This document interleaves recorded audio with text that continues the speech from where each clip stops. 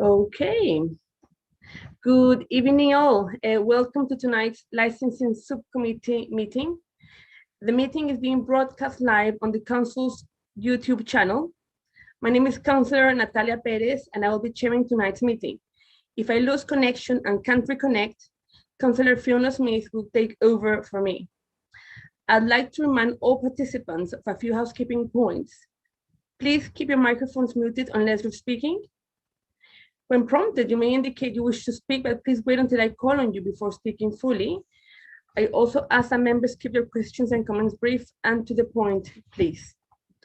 If any councillor leaves the meeting or loses connection during an item, we will pause and wait a few minutes for them to reconnect. If a councillor is not present for a substantial part of the discussion of an item, they will not be included in the deliberations. The quorum for this meeting is 2 members of the committee. If we have fewer than 2 members in attendance, I will have to adjourn the meeting. And now move on to item number 1 on the agenda. Apologies for absence, and I have not received any apologies. Agenda item number 2, roll call and declaration of interests. I will now do a roll call to confirm the members in attendance. When called on, please say present and note any declarations of interest. Councillor Smith. Present. Thank you. Councillor Thorley? Present. Thank you. Agenda item number 3, Fulham Kitchen 228 Munster Road, London SW6 6AZ.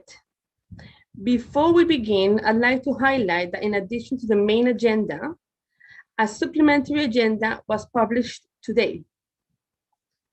I'd like to ask everyone participating to please introduce yourself as I call on you. We should have with us the applicant, Mr. Robert Radochik. Present. Thank you. With Mr. Selchko Tomic. Mr. Selchko Tomic. Unfortunately, he's not here. Okay, thank you. Mr. Andrew Taylor, representative, speaking on behalf of the applicant. Present. Thank you very much. We should also have with us licensing compliance officer, Ms. Maria Dimitru. Present, Chair. Thank you. The council's legal officer, Poonam Rajput. Present, Chair. Thank you. Nuisance representative, Mr. Simon Boniface. Good afternoon, present. Good afternoon. Councillor objecting, Councillor Adroni Alford. I'm here. Thank you very much. We also have a resident objecting, Mr. Hugo Farn. Present. Thank you. And also another resident objecting, Ms. Camilla Clark. Okay, she's not with us, but she may join us later. Thank you. Before we consider the application today, please may I quickly explain the procedure the committee will follow. We will hear from the following. First of all, the licensing officer who will introduce the application. Then the noise and nuisance representative, Mr. Simon Boniface. I will then invite Councillor Adroni Alford. Also, the objectors which have made written representations. Finally, we'll hear from the applicant, Mr. Robert Radochik, and his representative, Mr. Taylor. Usually, each party will address the committee once for a maximum of 5 minutes. Following the presentation by all parties, the committee may ask questions of any party or other person present at the hearing. No party has the right to ask questions of any other party at any time during the hearing. Following the presentation and questioning, each party will be allowed a maximum of 3 minutes to sum up their case or representation. The committee will then retire for deliberations. Upon its return, I will announce the committee's decision. Having explained the procedure, I would now like to invite a licensing officer, Ms. Maria Dimitru, please, to introduce the application. Over to you, Ms. Dimitru. Thank you, Chair. On the 1st of April 2021, Mr. Robert Radojic submitted an application to vary the premises license in respect of the premise to be known as Fulham Kitchen 228 Monster Road. The premises currently benefit from a premises license authorizing the performance of live music indoors only on the last Saturday of each month from 8 p.m. to midnight. The playing of recorded music indoors only from Monday to Saturday, 11 a.m. to 11 p.m. and Sunday from 12 p.m. till 8 p.m., as well as the sale of alcohol both on and off the premises, Monday to Saturday from 11 a.m. to 11 p.m. and Sunday from 12 p.m. till 8 p.m., including non-standard timings that would allow the sale of alcohol both on and off the premises on the last Saturday of each month from 11 a.m. till midnight. The applicant has applied to vary the premises license to extend the sale of alcohol both on and off the premises on Sundays until 11 p.m., as well as remove condition 11. The application was further amended on the 22nd of April and was then reconsulted and re-advertised accordingly. The licensing section received 6 representations in total, 1 from Councillor Alford, 1 from Noise and Nuisance, 1 from Planning, as well as 3 from local residents, all objecting to the full variation application. Finally, additional information was submitted earlier today by the applicant's representative. This includes a petition containing over 300 signatures in support of the extension of the licensing hours, as well as a letter of support from a local resident. I can confirm that this has been circulated to all interested parties and it would be up to committee members to decide how much weight it should be given. Nothing further from licensing. Thank you, Chair. You're on mute, Chair, sorry. Thank you. And I would now like to invite Mr. Simon Boniface, please, from the Noise and Nuisance Department. Thank you. Sorry. Yes, we put in an objection. The council's noise and nuisance team has been in receipt of complaints, persisting complaints of noise disturbance from 3 neighbouring residents. The area is by its nature mixed use with obviously a Munster Road largely shopping parade and retail facilities and food and drink, but the adjoining roads, side roads, are wholly residential in nature. The concerns of the team are largely about the location of the rear yard area in relation to the nearest residential dwellings. The nearest residential dwelling is 2 meters away from that rear facade, with a direct line of sight to the rear facade of the residential property. And as such, even if well managed, and even if well controlled, and even if numbers of people are controlled, the impact of noise from that business being busy through the summer months will almost certainly give rise to significant disturbance to those residents. And so we look to the operational schedule submitted by the applicant to see if they were able to determine conditions or management processes which we hadn't considered and how they may control this noise. And the operational schedule was almost absent of any suggestion or adequate condition to control the noise from that external area. We believe that a well-behaved, well-managed garden would still give rise to disturbance, because even in the absence of inebriation and excited people enjoying themselves on a Friday or Saturday night, the location of that area in relation to residential could only have a hugely detrimental effect on residents. We've received a large volume of complaints over the last few months about this premises, and the team have visited on a number of occasions, albeit those visits are quite limited in their scope during part of us, given the restrictions of COVID in terms of making some internal assessments. Noise has been witnessed. We have not been satisfied of the existence of a statutory nuisance to date, which is why we've not served a notice on the operator. But what we have heard is noise which has a detrimental impact on the residents. And the reason we didn't consider it nuisance was largely because we consider the time of day and the duration of that noise. During the winter months, of course, it's going to be less severe. Going into the summer months, it's going to obviously be busier outside. Its impact on residents as they seek to ventilate their homes is going to be worse. And so we believe extending that for another hour, having potentially that garden being full day after day, week after week, between 10 o'clock and 11 p.m. is a step too far, unless the noise can be conditioned. And the only way we think you can adequately address that noise is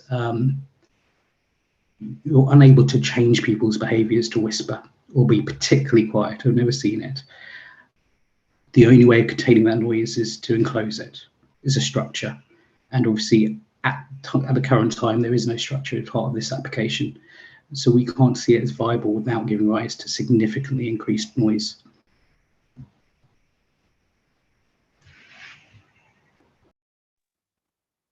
Thank you very much, Mr. Boniface. I would now like to invite representations from objectors. To start with, Councillor Adroni Alford, please. Councillor Alford, over to you. Good evening. I will try and keep this brief. I have been contacted by quite a few residents who are deeply concerned about the use of the back garden and the noise and the impact that it's having on the local streets. Most of the street, well, all the streets around it are residential and lived in by families. And indeed, the Munster Road has residential.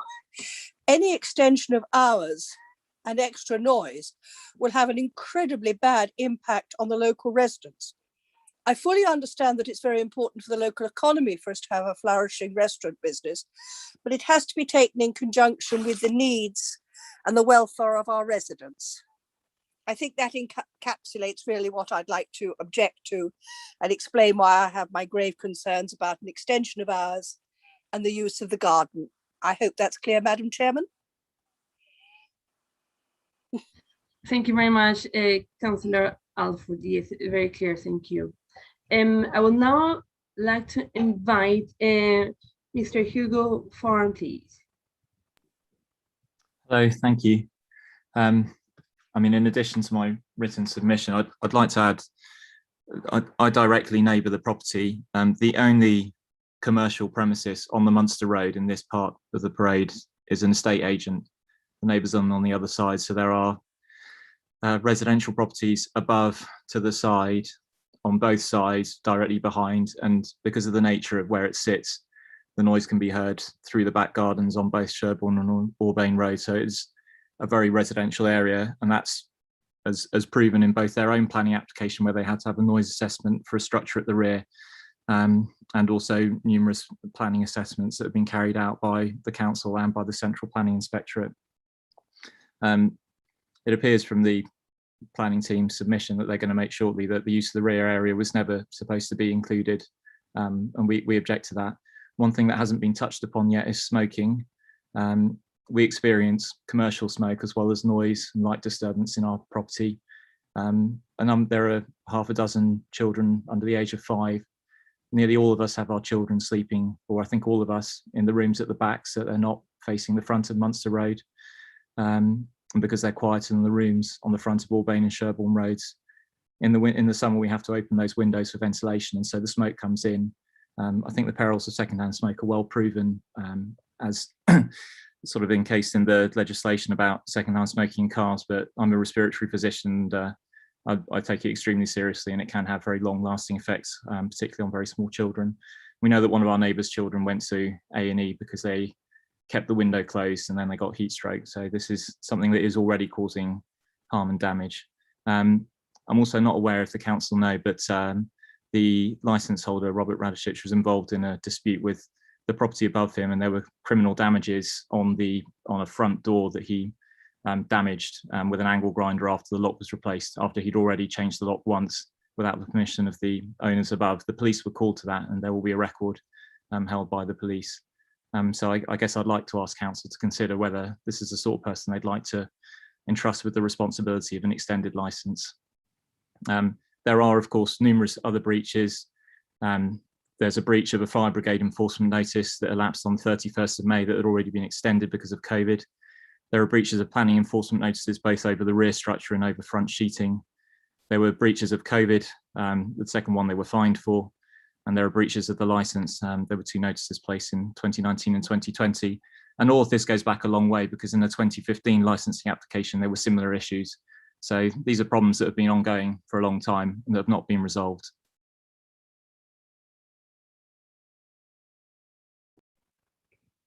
Okay, thank you very much, Mr. Farn. I also have Ms. Camilla Clark. Can I please check with our committee clerk if Camilla is with us? No. No, Chair. Okay, and we don't know if she's trying to join us or. I haven't heard from her. Okay, thank you very much. As she's not with us, I would like to please invite the applicant to the applicant's representative, please, to address the comments which have been previously made. Mr. Taylor or Mr. I'm here. Robert. Can you hear me? Yes. Okay. I'm going to read a written statement. Good evening, ladies and gentlemen. First of all, I must thank the council staff who've amended the agenda to include item 4 at such short notice. I hope you've all had a chance to read at least the covering page. My name is Andrew Taylor. I run a business that works with London local authorities, sourcing properties for social housing. I live on Albane Road, just round the corner, and have lived in Fulham the vast majority of my life. I'm here to speak on behalf of the owners of Fulham Kitchen, specifically this evening, Robert Radicic, who's sitting nearby. The reason for this is part of the reason why we found ourselves here this evening, in that English is not the owner's first language. So imagine yourselves in their position, trying to operate a bar and a restaurant in Serbia, except that in Serbia, most people speak excellent English, having been taught it in school. And restrictions are implemented perhaps more with a carrot than stick approach. To that end, can I ask the officers of the council whether at any point since these gentlemen took over, if any support or documentation was offered to be translated into Serbian or an interpreter engaged? I'll leave that with you. The owners of this establishment have perhaps been naive in some areas. Indeed, this whole licensing debacle actually stems from a planning dispute over a wall with a tree stump in the middle of it. The arguments were not with the operators from Kitchen, but the elderly freeholder, who, by the way, fully supports this application. When first taking over, the operators knew that they were next door to residential premises, and with children themselves, sought to minimize that direct disruption by erecting a temporary shelter over the rear of the premises containing the noise. Unfortunately, it did not realize the needed planning permission, so when this was brought to their attention, the council attention, guess by who, they demolished it and reinstated the previous chairs and tables, this time with social distancing, all at their own cost. This was naive, but in Serbia you should understand it will be welcomed as a positive gesture. However, this was an own goal for one set of neighbours who now want to complain about the noise they have now forcibly opened themselves up to. The majority of local objectors to this levelling up of the opening hours to those licensed premises around actually live together next door to Fulham Kitchen, that being Hugo Farn and Camilla Clark, both of the same Munster Road house, not at separate addresses as may be concluded from their written objections. They acquired the property on the 7th of June 2019 for 1.125 million, a considerable sum, but expected the cost of reading an old garden wall with a tree stump to be shared with the freeholder of Fulham Kitchen and the other neighbours. So began a WhatsApp group called Tree Stump to garner support from other neighbours by bribing them with food and drink to their point of view and against the Serbian mafia, quote unquote. Unfortunately, that didn't work and they ended up paying for it themselves. And so have continued their harassment of Fulham Kitchen, note the 16 calls to the council, despite being invited to sit down convivially to discuss and see the place for themselves by the owners way back at the last charity fundraiser for the Diabetes Wellness and Research Foundation in December 19 prior to COVID. They didn't even have the manners to politely decline. So we believe they are clearly operating a personal vendetta against Fulham Kitchen. Indeed, shortly after the lockdown rules permitted opening this year, I personally witnessed Mr. Farn striding into Fulham Kitchen, shouting about the noise at 21:03 in the evening. You will also note further evidence of what I've just said about their attempts to garner support by the introductory comments of the only other personal objector, Alexandra Devine, who, and I quote, and in quotes, and have very recently been made aware that the restaurant has applied for 1, extension to use of the outdoor terrace from 10 to 11, and 2, the authorization to extend the sale of alcohol from 8 to 11 on Sundays. I wonder by who. As to Ms. Devine, the lack of more normal background noise in these COVID times, such as planes, highlights all sounds for all Fulham residents. But surely the noise of the regular emergency services sirens and boy racist drug dealers flying down Munster Road at all hours of the night must cause more of a distraction to her offspring. It is also worth adding that other members of that tree stumps group not only declined to put objections forward, but have actually signed our petition. Speaking of which, in just 5 days, over 300 individual people, 100 times the number of personal objectors, have signed that petition in support of the opening hours extension, which is still asking for less than those of neighbouring licensed premises. 43% indicated they lived within 1 mile of Fulham Kitchen, so dismissing the council arguments about increased traffic. And despite the interesting concerns of one set of neighbours, less than half, 42%, are of Eastern European origin. But the 10% who did give their full addresses do actually live in the immediate vicinity of either Aubain, Munster, or Sherbrook roads. Those areas highlighted by the council as affected, and again, 10 times those who complained. So one has to ask, when the officers came to do their research and used the umbrella excuse of the COVID restrictions, did they actually canvass local opinion or just listen to the loudest voices? Did they really check noise levels in any great depth? And did they or the local councillor objecting to this, who, by the way, has never made her presence known in Fulham Kitchen, ask more than 3 residents for their opinions? Well, over 300 people think they got it wrong. And at these times that the government and health authorities are urging people to stay outdoors and keep areas ventilated, and important for the many affected mentally by the pandemic and lockdowns, to see and meet people in the flesh is vital to their well-being. At this point, I admit I am not medically trained, but urge you toward reading the supporting letter from Miss Joanna Burgess, a consultant at amongst others, Chelsea and Westminster Hospital, who has spent the entire pandemic on the front line, almost totally with patients who cannot be vaccinated as they're pregnant. Hammersmith and Fulham has one of the highest rates of singledom in the capital, and safe, friendly and inexpensive meeting places with flexible hours are vital to that well-being. Let me finish with some salient supporting facts. Fulham Kitchen is the only Eastern European bar and restaurant in Fulham. It also happens to be the only one serving Eastern European food all day. It's the only bar and restaurant in Fulham that celebrates the Orthodox Christmas and Orthodox Easter festival, but is open to all faiths and denominations.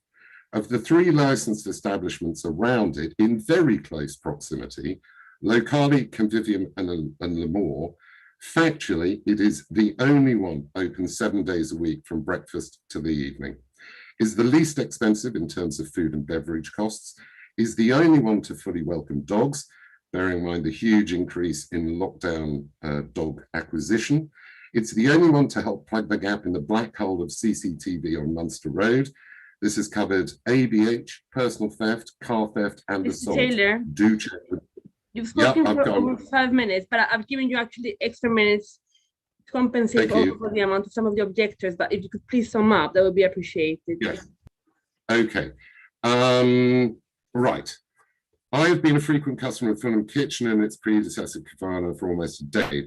It's not just a bar and a restaurant, but a community hub that welcomes all and therefore deserves equal opening hours to those around, not reduced because someone doesn't like the fact that they recently moved next door to licensed premises that have been there for a decade, having paid 1.125 million for the privilege, and doesn't want to put their hand in their pocket for £1,000 to install air conditioning, and so is pursuing a personal vendetta using valuable council time and resources for their own ends and inconveniencing the vast majority. Finally, we would ask the council to work with the huge demographic majority of us to serve and save this local business, protect local jobs, help minimize the spread of COVID, and ensure the unique community facility is not only preserved, but encouraged and cherished for the long term. That is all we seek.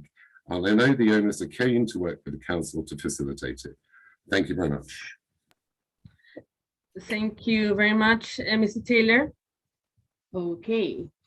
I would now like to invite committee members. Do you have any questions, comments from the various representations that we've heard this evening? Do you need to seek clarification? Councillor Thorley, I see you've got your hand up. Thank you, Chair. If I could turn to licensing first, just on a point of clarification. It was referenced in one of the representations that there had been breaches of licensing conditions. I think a reference was also made to a breach of COVID conditions. Could you just confirm if there's been any enforcement action taken against the premises? And if so, what has been the end result of that? We have Christina Perez with us, which is senior enforcement officer, and she might be able to help with this question. Christina? Hi, councillors, thank you. I am limited on the amount of specific enforcement details I'm able to disclose to the public, other than the information already provided in the committee papers. However, under the enforcement section history, you do see that on the 31st of October 2019 and the 6th of February 2020, inspection sheets were left at the premises as warning letters following breaches of licensing conditions that were observed during the licensing inspections at the premises. Since the start of the pandemic, we haven't carried out any further licensing inspections at the premises, but we have carried out COVID inspections. On the 17th of June 2020, as outlined in the committee papers as well, a prohibition notice was served following COVID breaches that were witnessed by police officers last year. And on the 13th of May, a fixed penalty notice was served following COVID breaches witnessed by council officers. Okay, thank you for that. And I appreciate it's obviously you're limited what you can say at this point. Just a second point, again, of clarification, is I was looking at the existing license, which has a plan which can be seen on page 30 of the first agenda pack. And what I would like to understand really is linked to the representation from planning, which has a plan on page 40, which I think more clearly lays out the existing layout of the property. Is there's, as I see it, there's two ancillary areas that offer outside space. One is at the front facing Munster Road, then there's one at the rear, which I think is more what we're talking about in terms of the representation from residents. Could you just clarify what of the existing license is licensed for, if you will, on sales and is within the kind of red line of the license, and what is, if you will, ancillary and permitted for off sales? Well, the terrace area referenced in condition 11 would be deemed as any external areas used by customers from the restaurant. The premises has on and off. Therefore, any areas used by customers that are not shown on the license plan would form part of their off sales. The license plan, that I understand there's a planning submitted a separate plan, but with respect to the license plan doesn't show what's outlined in red, but what's depicted on that image for licensing, that's part of their on sales, which only includes the front terrace area and main restaurant area. Any other areas that's not depicted on that license plan would form part of the off sales and subject to any terms and conditions of the license. Okay, that's very clear. Thank you very much. That's all I've got for licensing. If anybody else would like to jump in at this point. Councillor Smith. Thank you. I think this is a question for licensing, but if someone else is better qualified to answer, please jump in.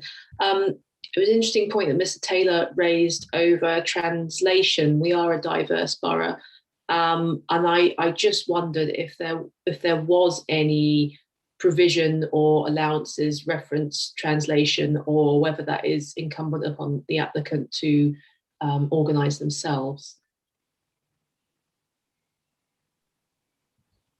As far as I'm aware, there was no translated service provided, but this is something that our legal officer might like to confirm whether this is this would be the case in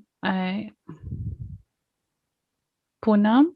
Yes, sorry, unfortunately, I'm not going to be very helpful on this because I'm not familiar as to what the usual procedures are with licensing to provide interpreters. So I'm not familiar with their processes and procedures. So I'm sorry, I can't really help any further on that. Apologies. It's fine. That's something that I may research myself post hearing, because it may well come up again. Chair, I don't have anything else for licensing, but I do have an environment question, if now is a good time to lead on. Sorry, I don't mean environment, I mean noise and nuisance. Please go ahead. Just to Mr. Boniface, you listed a long list of reasons why you object to the application, as I understand.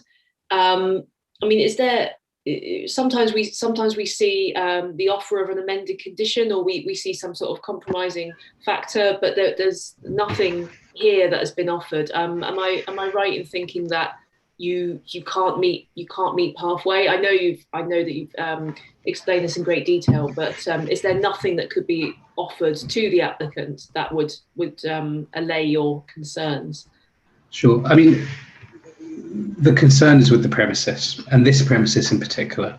I know reference has been made to other licensed premises in the immediate vicinity. Fortunately, their layout and their external areas or internal areas in those cases are somewhat different. The problem here is conditions to deal with outdoor noise relate largely to the behaviour of the clients. And in this situation, it's such that they're so close. If somebody has the window open and people are behaving themselves in an orderly, respectful, quiet way, such would be expected from a licensed restaurant and having a meal, that would still give rise to an order of disturbance. And as Mr. Taylor said, when he pointed out specifically that 7-day of the week sort of nature of the business, that exposure to be 7 days a week through the day and into the evening in this extra hour, that kind of reaches a tipping point. If you imagine the duration and frequency of what may not be excessive and huge levels of noise, but it comes down to the time of day, the duration and the frequency, which is why we have concerns with this venue. Thank you. And I think it wouldn't be appropriate, as the applicant stands, to suggest enclosures or things that would require planning permission to mitigate the noise. Otherwise, we may well suggest. Okay, thank you. That's very helpful. Nothing at the moment, Chair, but I might come back. Thank you, Councillor Smith. I think I just want to follow up on the first point that you raised with Mr. Robert Radochik. Did you actually make a request for the translation of the documents? Because, I mean, of course, if we need to make reasonable adjustments, I'm more than happy to agree to them. And at this stage, if Mr. Robert wants to use also a translator and interpreter, I mean, I know, Mr. Taylor, you are representing him right now, but I'm more than happy to. If you've got an interpreter and a translator, I'm interpreter with you, they're more than happy to join us. But I mean, Poonam, you would have to just confirm what I'm saying.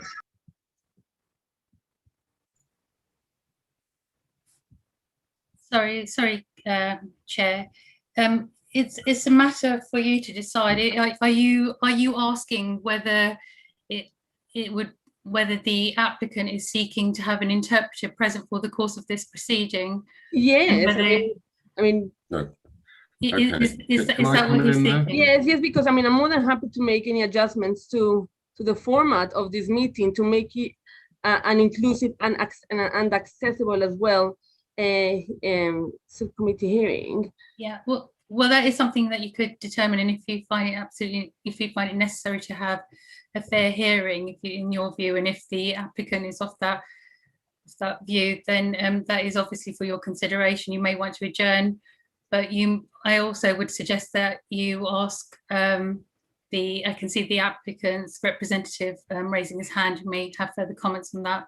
Okay, thank you, Yeah, Poonam. this is, I'm sorry, I'm not very familiar with this happening before, but that's what I would think would happen in the normal course of this sort of question being raised about fairness of hearing.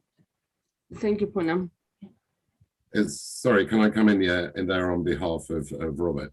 It's the whole point of me being here is to try and having discussed at length with Robert exactly what's gone on and what should go on.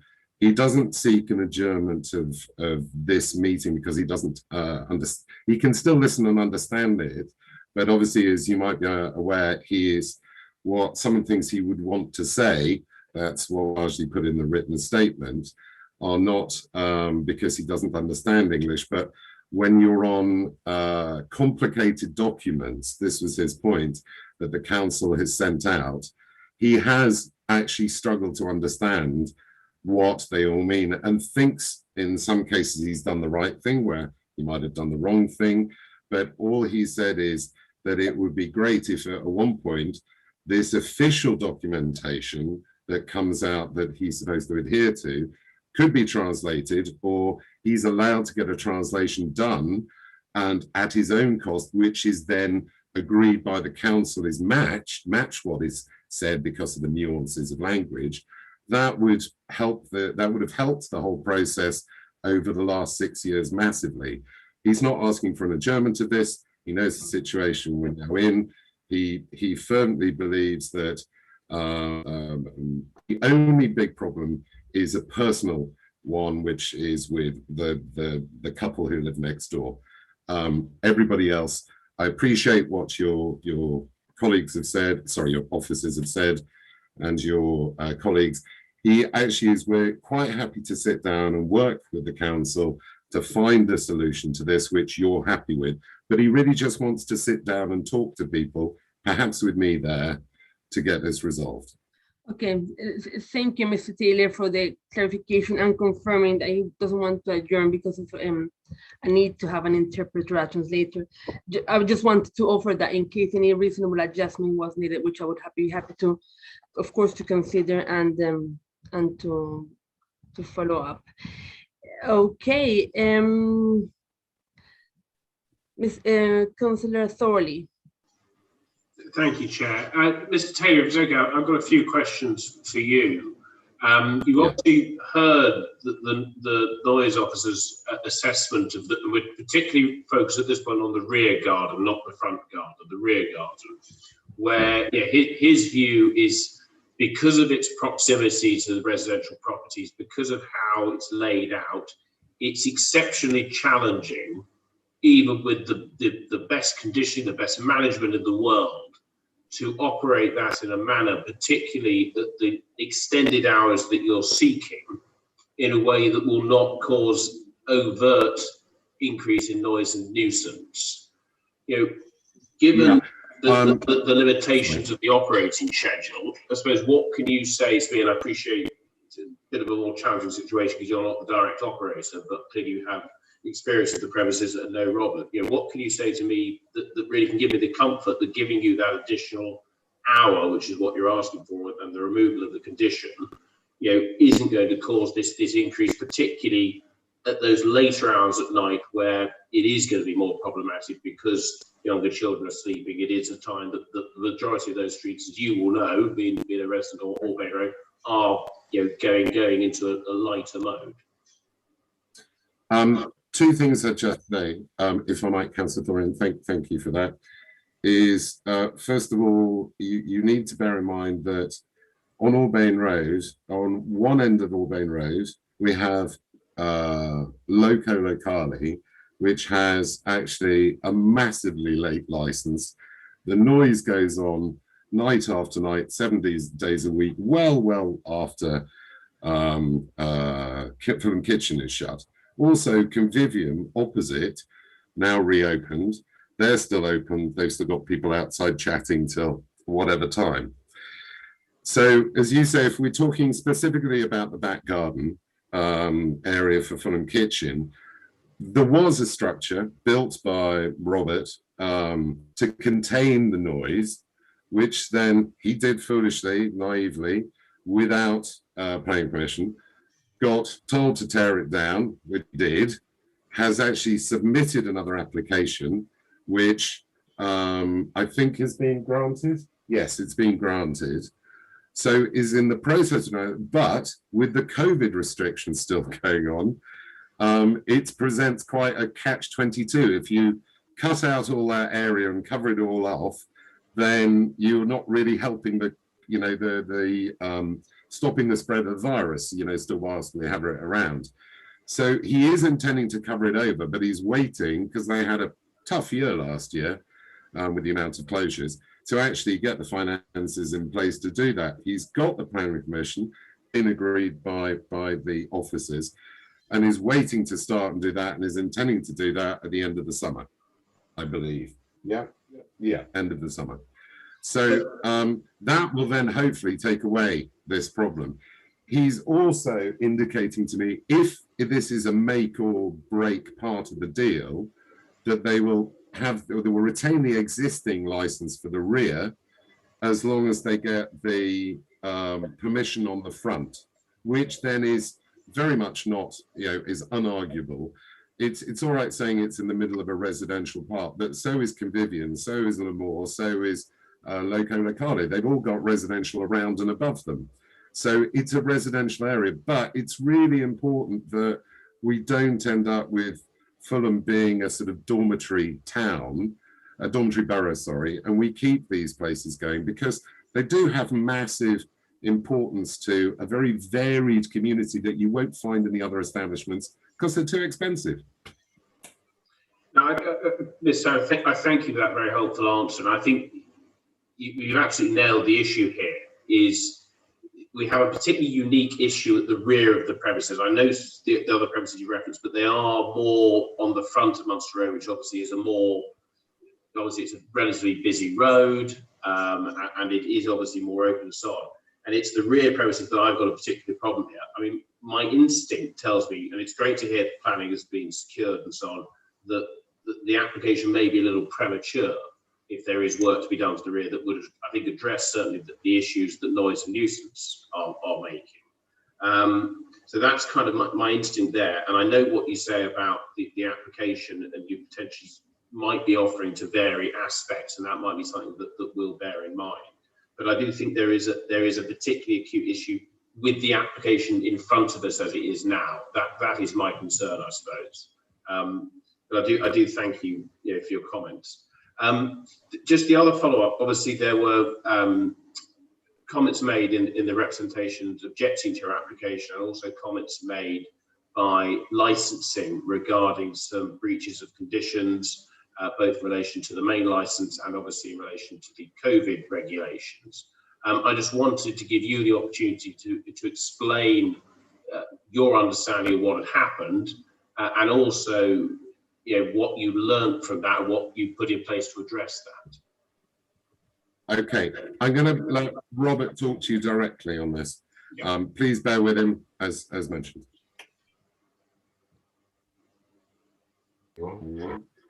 Hello, everybody. I hope you can hear me. Yeah, Mr. Taylor, could you mute yourself because you're in the same room? There's an echo. Yeah. Hi, Robert. Okay, hi. I'm sorry, I'm a little bit nervous. Oh, I go echo. Regarding can you hear me? I can hear you, Robert, yes. Regarding your question about the COVID breaches, particularly, it was on 2 occasions. One of the occasions, it was my partner, which is not here, he was sitting with 3 people on a table. And at the time, it was only, it was 4 people, 5 people at the table. Maximum was 4 persons per table. That was when we got the warning from police. The second issues, I'm not really aware of it, that we got the fine or notice or anything. And there, as well, there was 4 or 5 visits from council and police together. One of them was 9:30 in the evening, which was reported by our next door neighbor, and there was all false reports. And I made official complaint about vendetta, and the number of visits by police we received, sometimes twice a day. And I was told by council they had to investigate every single report, obviously on the COVID breach. And when I pointed out how, because it was a process of this application, how it was going to look in our applications, they told us as long as it's not registered or conviction is issued, it shouldn't affect. But as you can see that as you said, you mentioned a number of calls were made, number of visits was by police and council submitted to our restaurants. It affects, it affects every decision you have in your mind that our premises are premise which breaches all the rules, and which is not absolutely not true. There is when we made a mistake, we had paid the penalties. For example, I didn't realize when you opened the when it was the outdoor area only before this release, we opened the umbrella when was the rain started. Our next door neighbor reported us that we opened umbrella. Council came and told us, once you open the umbrella, our back garden is not open 50%. So we got a warning for that. We never open the umbrella again. Fine, and issues like that. So, as Mr. Taylor said in my presentation, we are happy. We got planning permission for the rear extension, which we're going to build. Obviously, at the moment we don't have funds to do it, and obviously in the summer it's no point doing now when the COVID rules are still in place, and we're all encouraging people to sit outside. We will build the extension on the back as approved by council, and it's going to be no issues on the back. We're only asking to have, as you said, on the front, Munster Road, to have a right like everybody else. We have to put customers at 10 o'clock in the evening now at the moment, summertime. We have to push them inside or ask them to leave.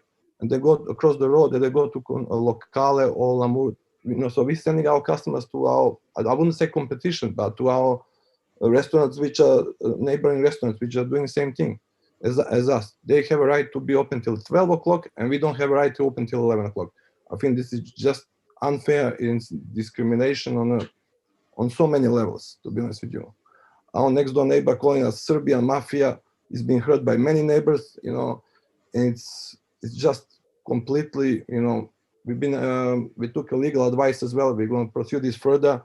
So with him, but nothing to do with license, That's okay, yes, I guess in the nice way, let's stick to licensing. Look, Rob, I thank you for your candor on that. And look, I completely understand what you're saying. It's obviously not just a licensing regime that you're trying to battle with. You've got if you will, an ever-changing set of COVID restrictions that, everyone is trying to enforce with the best of reasons. But of course, how that restriction is interpreted, quite understandably, premises have interpreted differently. The police are trying to do their job, and of course, you, as a responsible license holder, are trying to do your job. I suppose the purpose of my question really is, but it may be for you, Robert, or for Mr. Taylor, is noise and users have put it to the committee that they don't feel there's kind of mitigation they can take through conditioning to remove the noise and nuisance risk. And I suppose my concern is, even though I do understand what you're saying about how these breaches happen, there have been breaches, and therefore there's a concern about management's ability to police what I think we all accept is a more challenging area to the rear. I suppose that's more of an observation, but Ms. Taylor, I don't know if there's anything you'd like to add about how potentially, or Robert, you would like to talk to how you feel you could voluntarily perhaps offer up conditions about how you could police the rear yard. And just a link to that rear yard, if somebody could tell me what is the, if you will, non-COVID capacity and the current COVID capacity.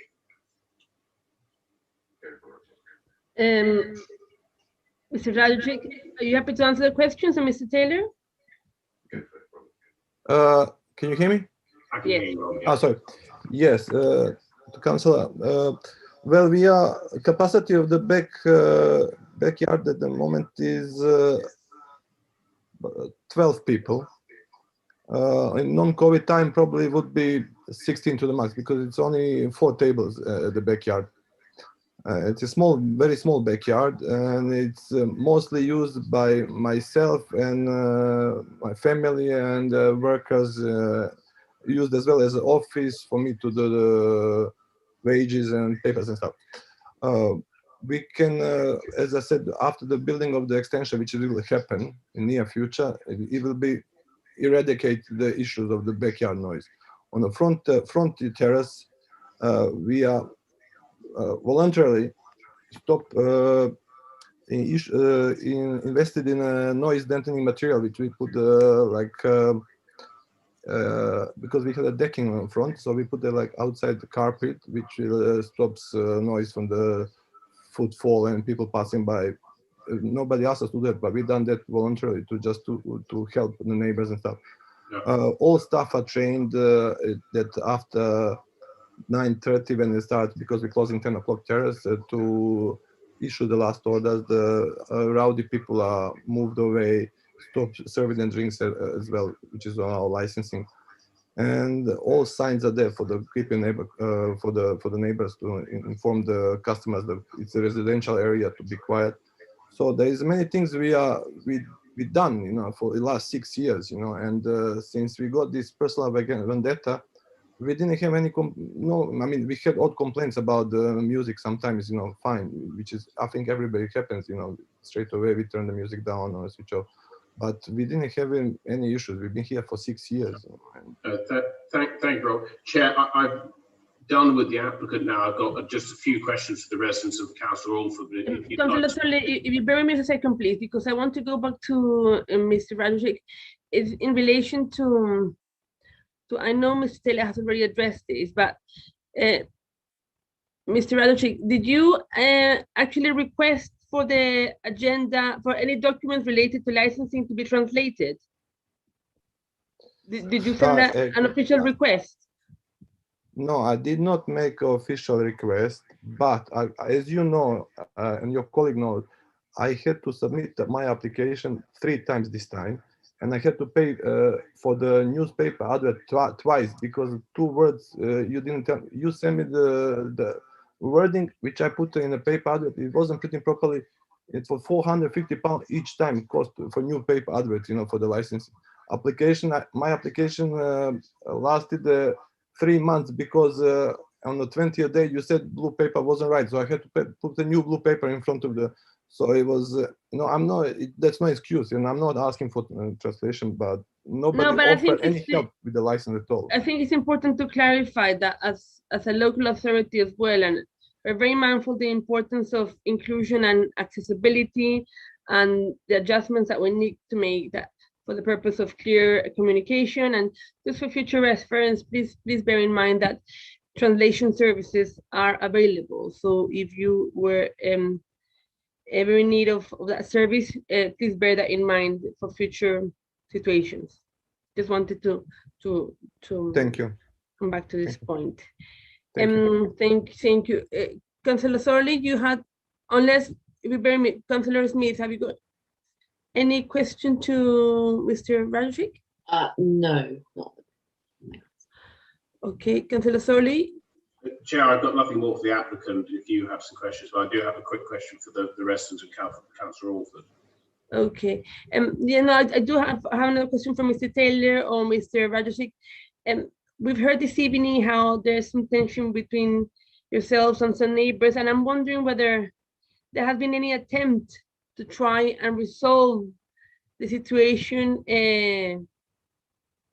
to address the concerns that the residents have, and also to try and have a positive resolution to the whole to the various problems that you've had. I mean, what steps have you taken in terms of that communication and taking proactive steps to try and solve issues with residents? Can I come in there, because I co-organised that charity event that we did back in December 2019. It was, Robert had already and others had told me about the unhappiness of the next door neighbours. Effectively what came back, by the way, on that was Robert was keen to sit down. He wanted me or somebody else there who was obviously had a better command of English, but he invited them to that, come along to that charity event at his cost, him and his wife, girlfriend, partner, whatever she is, to actually see what it was all about and to see the place in full swing, as it were. As I said, and I personally put that written invitation through their letterbox, and also to all the other neighbours. So there were 12 invitations that went out. Interestingly, never even got the courtesy of a response from next door. They were, I think, more annoyed about the fact they'd realised they bought somewhere next to licensed premises and didn't like it, whereas other neighbours who were invited actually did come and support the event and have been going there ever since. It's purely this one couple who have a personal vendetta and are using the council and the emergency services and everything else for their own ends. All this this stuff about noise from Munster Road, they also live opposite Convivium, which is open much later. And regardless of what they said, there was a hen party in there the other evening, which was very noisy, which I doubt he complained about that. But then again, neither did anybody else, as far as I'm aware. But, you know, there we are. The couple next door, the neighbours next door, have escalated this time and time again. It's got impossible to talk to. So he has tried on more than one occasion to you know, bring down the level of hostility and actually just sit, convivial and talk about it, but he's not interested. Absolutely, and neither of them are. That's my point. Thank you, Mr. Taylor. And I've got one more question to Mr. Radojcic. We've heard from Mr. Farn and from the written representations how neighbors are concerned about children and the effect of the noise and smoke. And we've heard also how a child, I think ended up in hospital because they couldn't open a window and due to heat stroke. And I'm just wondering whether, I'm just keen to find out what message, I mean, what are your thoughts in terms of the concerns that residents are raising for the children, the affected children?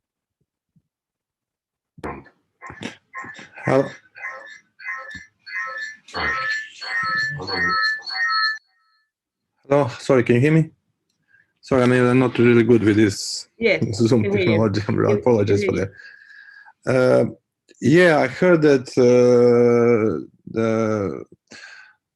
the worries they have. Well, I have two children. I'm a father of two children. Obviously, you know, I don't smoke personally.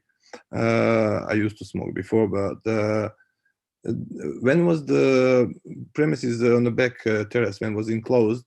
You had a complaints about the smoke then, you know, and they said when I pointed out that's gonna be more smoke if it's removed, they said no, it's gonna go in air, then it's not gonna cause any issues. So I don't encourage smoking, but then again, I cannot stop people smoking in open space. You know, it's everybody has their own right. You know, what they're gonna do. If they're gonna smoke, they're gonna smoke. If they're not gonna smoke, they're gonna smoke. If you know, you know, so you know, there is no much smoking going on in the back room. You know, not even in front terrace. You know, there is not many customers. Maybe like 10% customers are probably smoking customers. You know, all other premises, you know, inside premises are not allowed to smoke anyway. So, you know, that's what I can say about that. Okay, thank you. Mr. Taylor, your hand is up. What is that? Yeah, sorry. I just wanted to add into what Robert's just said, that when Hugo Steen, or whatever his name is, the neighbour, mentioned about 5 children, there are 5 children, but do bear in mind there's that includes 2 children who are actually, their parents have supported this application and not. And personally to me, I know them very well, they're good friends of mine, have said that they have found no noise or smoke issues from Fulham Kitchen this year at all, not once. So as a result, they're supporting the application, not doing it. So Mr. Hugo, what's his face, cannot talk in terms of on behalf of those children. I think the other thing that is important to mention is there is smoking restrictions which are there to prevent secondary smoke getting to children, but it's not illegal to smoke. And some people will go to great lengths to try and make sure that this, that it's not banned for a very long time. Perhaps it should have never been invented. That would be different. But same with alcohol. So my point is, there's a very good argument to say that they're doing everything they can within the law, but when we're talking about the front and back terrace, there's two different arguments here. Thank you, Mr. Taylor. I think there's also the element of the noise and the disturbance for the children. But I've got Mr. Farn with his hand raised. Mr. Farn? I won't speak very much because I'm aware this is being painted as a vendetta, which I disagree with. But in any case, the smoking, you're right, it isn't illegal to smoke, but the commercial smoke, so smoke coming from staff and residents and patrons of the commercial premises that can be sensed inside, a neighbouring property is illegal. So we shouldn't have to put up with commercial smoke. We have a child directly above the restaurant, had a child. They're leaving now, but so we know that both of us were exposed, and yeah. Okay, thank you very much, Mr. Farn. I have no further questions, Councillor Thorley. Yes, Chair. So I appreciate it's been quite a long hearing already, but just a quick question, if I may, Mr. Farn, and also the same question a moment to Councillor Alford. Mr. Farn, you've heard from the applicant that they might be willing to consider only having an extension of hours for what I would call the front terrace, which of course, if I'm correct, your property on Munster Road would be next door. I just wondered what your views on that would be. Would that, in your view, be an acceptable compromise, or do you think that would still create undue levels of noise and nuisance, in your opinion? There's also the other objection from the other people. I don't know where they live on Munster Road, but the front is less of a problem than the back, undoubtedly.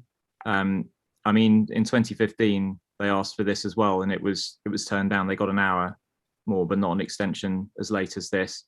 I think the problem is that inevitably it always takes people a bit longer to leave, and it's actually not as much of a problem when they're in the premises, but as they're spilling out and leaving, that it does become quite noisy. We would object to that, but if they're going to get something and not all of it, that would be less bad. The rear really is by far the bigger problem. And thank you, Ms. Farn.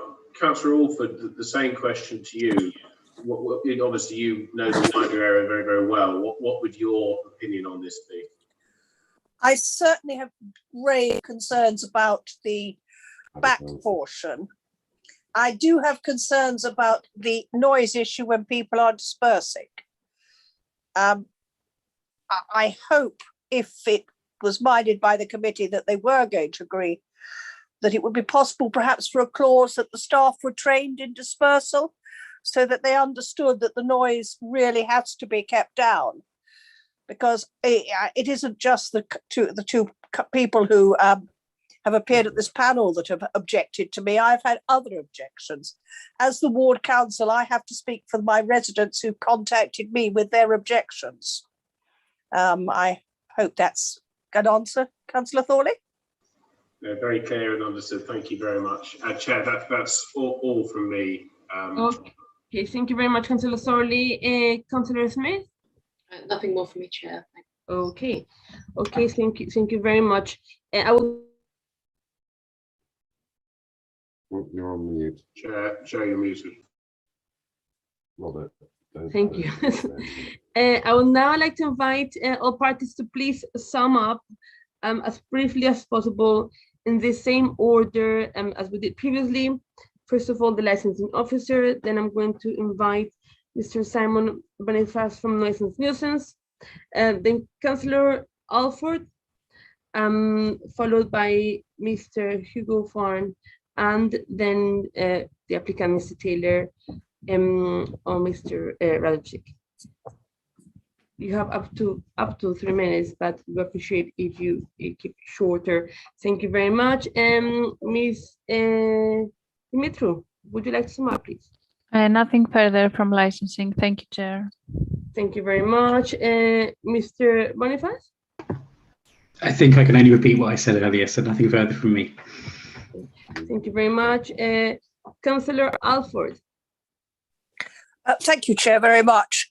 I think I can only reinforce what I said earlier, that I have concerns about the back, definitely. And I would hope that if you are minded to grant it, that, as I've said, that the dispersal is well organised, because that it causes more a disruption to the whole street when everybody is noisy and leaving late. So thank you, Chair. Thank you very much, Councillor Alford. I would now like to invite Mr. Hugo Farn. Would you like to sum up, Mr. Farn?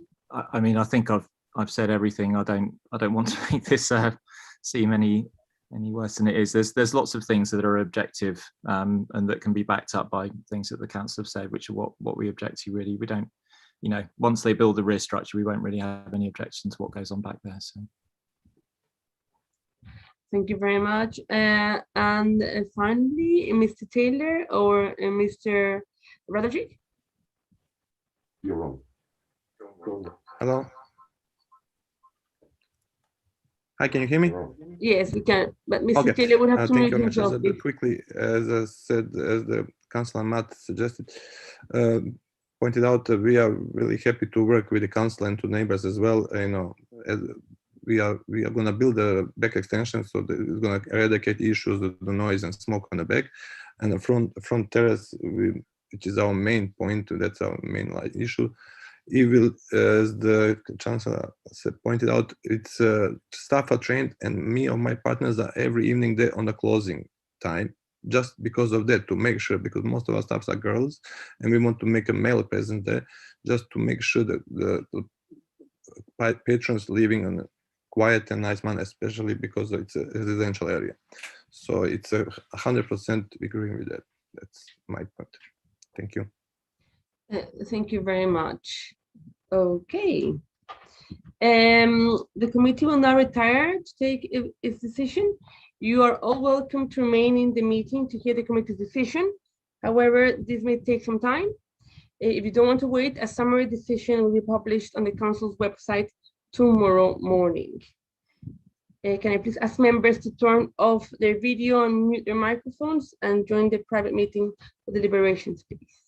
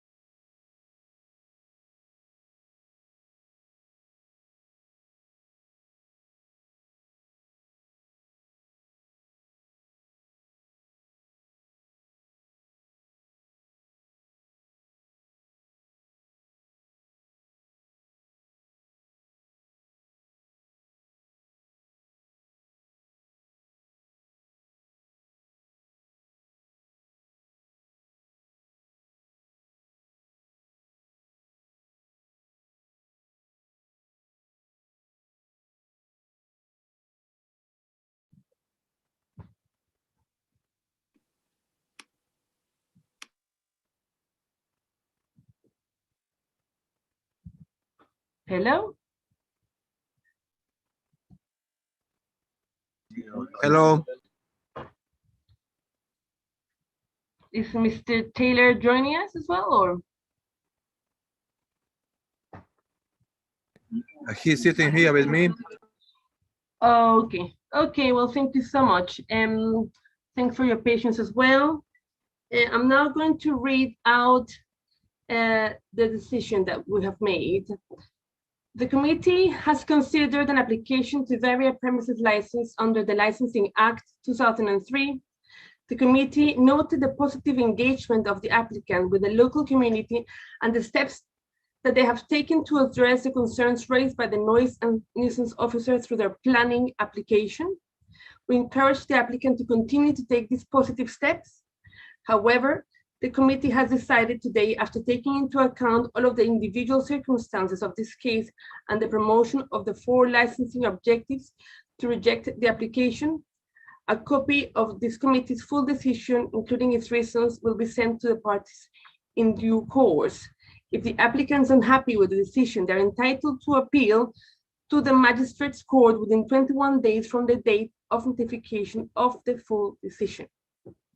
I'd like to thank everyone for attending or watching tonight's meeting. Also, as I said, a summary of the decision will be published on our website, and a full decision letter setting out the reasons for the decision will be sent to all parties in due course.